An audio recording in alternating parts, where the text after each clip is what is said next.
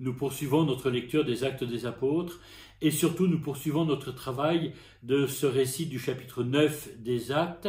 Je vous rappelle qu'au terme de notre dernier enseignement, nous avions laissé Saul de Tarse, 3 jours sans voir, sans manger et sans boire, dans une situation de quasi-mort dont je vous avais dit qu'elle s'apparentait à une fin. Et bien de la fin, nous allons aujourd'hui passer à un commencement, de la fin à un nouveau commencement. Tel est bien le sens de la suite de ce récit de la conversion de Saul. Il ne s'agit pas simplement qu'il soit terrassé et laissé comme mort. Il va falloir découvrir maintenant comment est-ce qu'il va reprendre vie, être relevé, selon le texte du prophète Osée par lequel j'avais terminé l'enseignement de la dernière fois. Alors nous retrouvons notre récit à partir du verset 10. Saint Luc nous invite maintenant à découvrir un autre personnage du nom d'Ananie. Il y avait à Damas un disciple du nom d'Ananie, et le Seigneur l'appela dans une vision. Pour le moment, ce personnage d'Ananie n'est qualifié que d'une manière, c'est-à-dire c'est le disciple. Autrement dit, tout d'abord, il est membre de l'Église, il représente l'Église, ces premiers chrétiens de Damas, et ensuite, il fait partie de ceux que Paul était venu pour persécuter, pour emmener enchaîner à Jérusalem. Que se passe-t-il pour cet Ananie? Le Seigneur l'appela donc dans une vision, Ananie. « Me voici, Seigneur, répondit-il. Pars, reprit le Seigneur, va dans la rue droite et demande dans la maison de Judas un nommé Saul de Tarse, car le voilà qui prie, et qui a vu un homme du nom d'Ananie entrer et lui imposer les mains pour lui rendre la vue. Ananie répondit, « Seigneur, j'ai entendu beaucoup de monde parler de cet homme et dire tout le mal qu'il a fait à tes saints à Jérusalem, et il est ici avec plein pouvoir des grands prêtres pour enchaîner tous ceux qui invoquent ton nom. » Mais le Seigneur lui dit, « Va, car cet homme m'est un instrument de choix pour porter mon nom devant les nations païennes, les rois et les Israélites.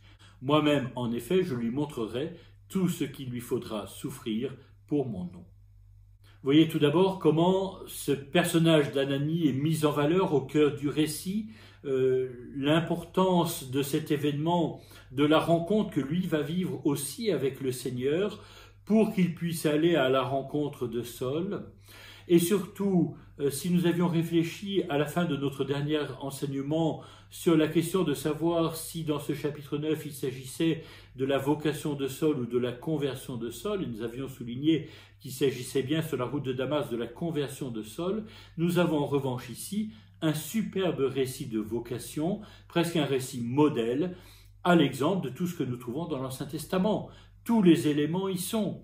Tout d'abord de l'initiative divine, du nom de celui qui est appelé, Ananie, de cette réponse de disponibilité de celui qui est appelé, « Me voici Seigneur », la réponse la plus traditionnelle, puis ensuite la mission confiée, et puis comme dans tout récit de vocation, une objection soulevée par celui qui se voit ainsi confier une mission qui lui semble difficile, voire impossible à réaliser.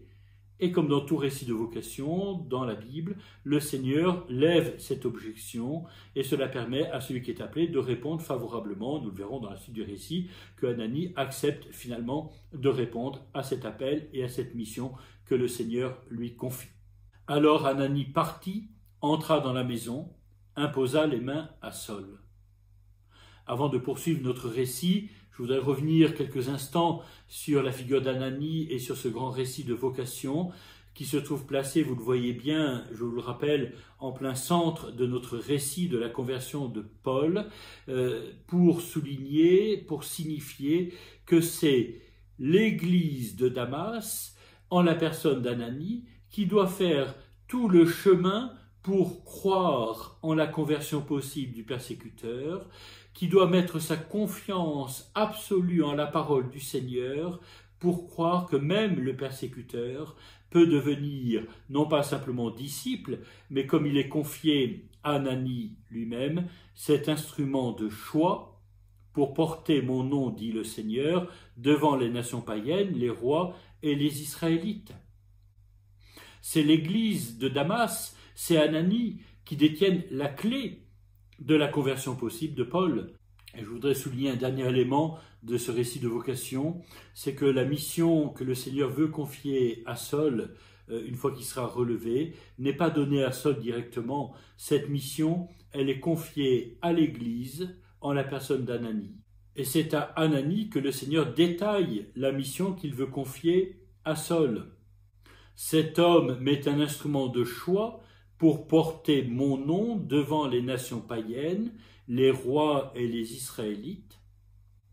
Et cela va même encore plus loin. Moi-même, je lui montrerai tout ce qu'il lui faudra souffrir pour mon nom. En quelque sorte, tout est énoncé ici de ce qui sera raconté dans toute la suite des Actes des Apôtres.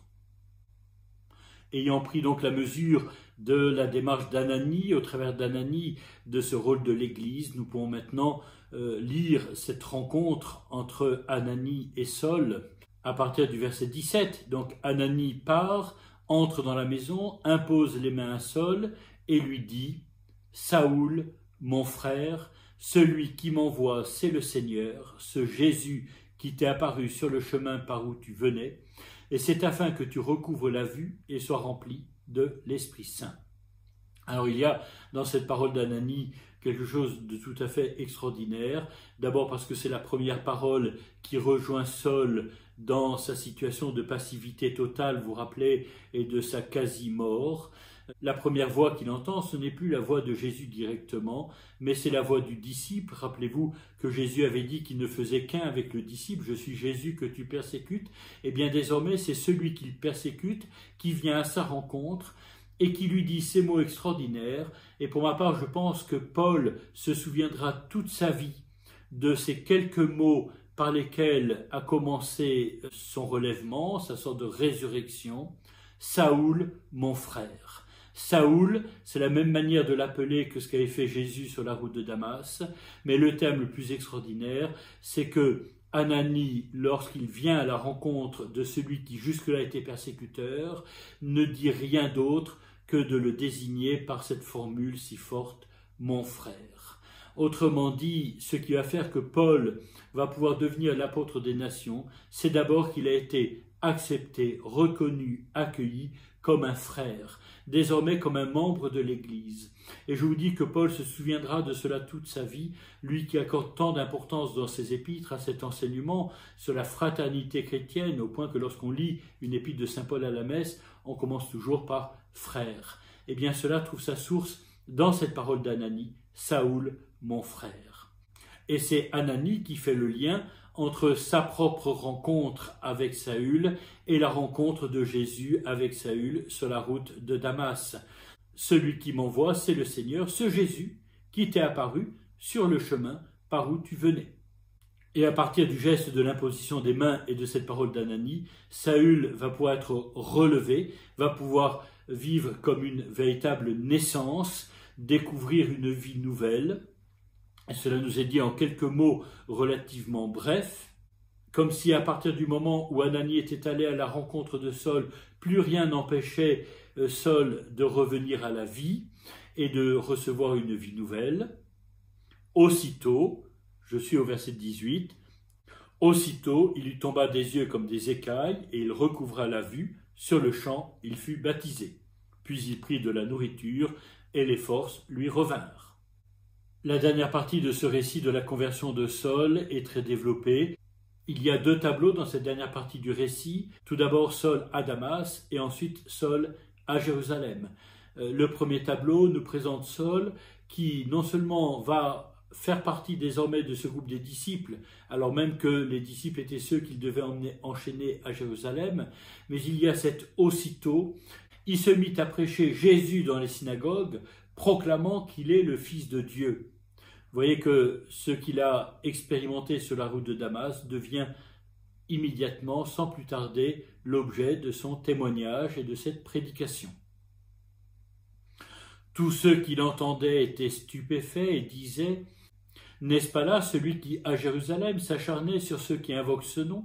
Et n'est-il pas venu ici tout exprès pour les amener enchaînés au grand prêtre ?»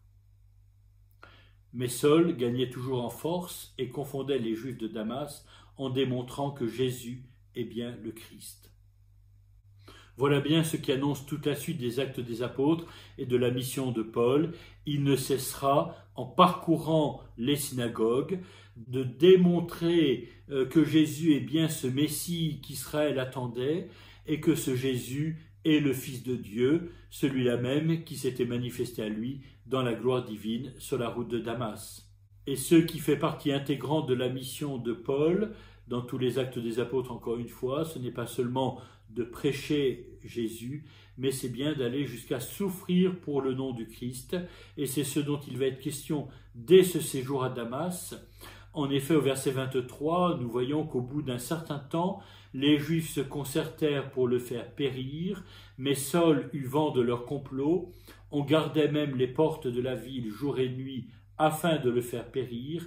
Alors les disciples le prirent de nuit, le descendirent dans une corbeille le long de la muraille. Ce qui nous est dit là est tout à fait intéressant, tout d'abord parce que Saul, deux persécuteurs, commence déjà à devenir persécutés. Ensuite parce que ce qui se passe là, c'est ce que Paul va vivre tout au long de ses voyages missionnaires, où en proclamant la parole, il va devoir le faire à temps et à contre-temps, en étant souvent l'objet de menaces et d'opposition. Enfin parce que Paul, en vivant cela et en vivant les conséquences de la parole qu'il prononce, ne fait désormais plus qu'un à son tour avec Jésus. Jésus, on avait cherché déjà à le faire périr à cause de la parole qu'il prononçait. Eh bien, il s'agit désormais de même pour celui qui est le disciple de Jésus et celui qui désormais, encore une fois, donc ne fait qu'un avec lui. Le dernier tableau se passe à Jérusalem. Nous sommes revenus de Damas à Jérusalem. Nous sommes revenus en quelque sorte au point de départ, mais ce n'est plus le même Saul qui revient à Jérusalem, évidemment. Arrivé à Jérusalem, il essayait de se joindre aux disciples, mais tous en avaient peur, ne croyant pas qu'il fût vraiment disciple. Et vous voyez bien ici, presque en contrepoint, quelle est la belle démarche de l'église de Damas en la personne d'Ananie, qui a eu cette foi en la possibilité de la conversion du persécuteur. Nous nous rendons compte, par l'exemple de cette communauté de Jérusalem, eh bien que ce n'était pas si évident. Et il faudra, pour que Saul fasse pleinement partie de la communauté chrétienne de Jérusalem, pour qu'il entre définitivement dans l'Église et qu'il soit reconnu par tous comme un des disciples du ressuscité, il faudra une autre médiation. Il a fallu à Damas la médiation d'Ananie. Il faudra à Jérusalem la médiation de Barnabé. Alors Barnabé le prit avec lui, l'amena aux apôtres, et leur raconta comment, sur le chemin, Saul avait vu le Seigneur qui lui avait parlé, et avec quelle assurance il avait prêché à Damas au nom de Jésus. Voilà, ce témoignage porté par Barnabé est lui-même aussi d'un grand intérêt. Il revient sur ce qui fait l'essentiel de cet événement de la route de Damas, c'est-à-dire que Saul a vu le Seigneur et a reçu sa parole.